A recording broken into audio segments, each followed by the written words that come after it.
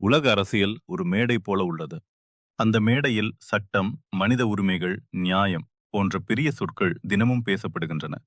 ஆனால் அந்த சொற்கள் எல்லோருக்கும் சமமாக பயன்படுத்தப்படுவதில்லை. ஒரே உலகம், ஆனால் இரண்டு விதி. இதுதான் இன்றைய உண்மை. உக்ரைன் மீது போர் ஆரம்பித்த போது மேற்கத்திய உலகம் உடனே எழுந்தது.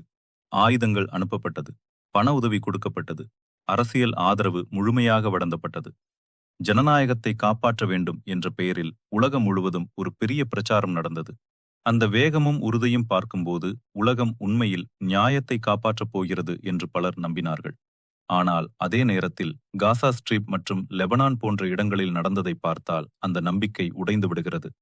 வீடுகள் இடிக்கப்பட்டன, கிராமங்கள் அழிக்கப்பட்டன, மக்கள் தங்கள் நிலத்திலிருந்து துரத்தப்பட்டனர். செயற்கைக்கோள் படங்கள் கூட இந்த அழிவை மறைக்கவில்லை. CNN வெளியிட்ட தகவல்கள் கூட தெற்கு லெபனானில் நடந்த அழிவை வெளிச்சத்திற்கு கொண்டு வந்தன. ஆனால் அந்த நேரத்தில் மேற்கத்திய அரசியல் அமைதியாக இருந்தது, அல்லது அதை பாதுகாப்பு நடவடிக்கை என்று விளக்க முயன்றது. ரஷ்யா மீது விதிக்கப்பட்ட தடைகள் உலக வரலாற்றிலேயே மிக கடுமையானவை. வங்கி அமைப்புகள் துண்டிக்கப்பட்டன, வர்த்தகம் முடக்கப்பட்டது, எண்ணெய் விற்பனை கட்டுப்படுத்தப்பட்டது. சட்டத்தை மீறினால் இதுதான் முடிவு என்று உலகத்திற்கு ஒரு எச்சரிக்கை கொடுக்கப்பட்டது. இந்த நடவடிக்கைகள் வேகமாகவும் ஒருங்கிணைந்த முறையிலும் நடந்தது. ஆனால் அதே அளவிலான சட்டம் இஸ்ரேல் மீது பயன்படுத்தப்படவில்லை. ஏன் இந்த வேறுபாடு? இது யாருக்கும் தெரியாத ரகசியம் அல்ல. இது கூட்டணிகள் பற்றியது, இது அரசியல் நலன்கள் பற்றியது, இது அதிகாரம் எங்கு இருக்கிறது என்பதை காட்டுகிறது. சட்டம் இங்கே ஒரு நிலையான மதிப்பாக இல்லை, அது ஒரு கருவி.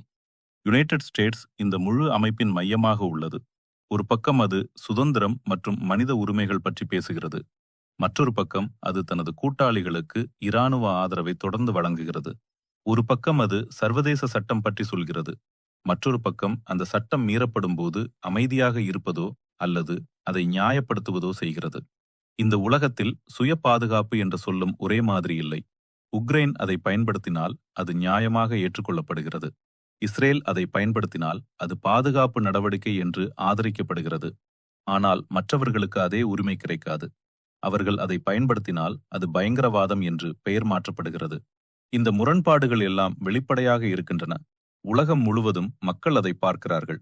ஆனாலும் இந்த அமைப்பு மாறவில்லை. காரணம், இது தவறுதலாக உருவானது அல்ல. இது திட்டமிட்டு உருவாக்கப்பட்ட ஒரு அதிகார அமைப்பு.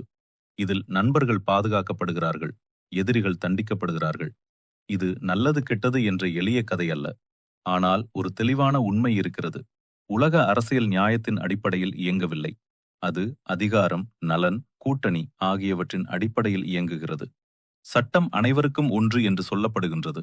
ஆனால் நடைமுறையில் அது அனைவருக்கும் ஒன்றாக இல்லை. இதனால்தான் இன்றைய உலகம் ஒரு பெரிய கேள்விக்குள் சிக்கியுள்ளது.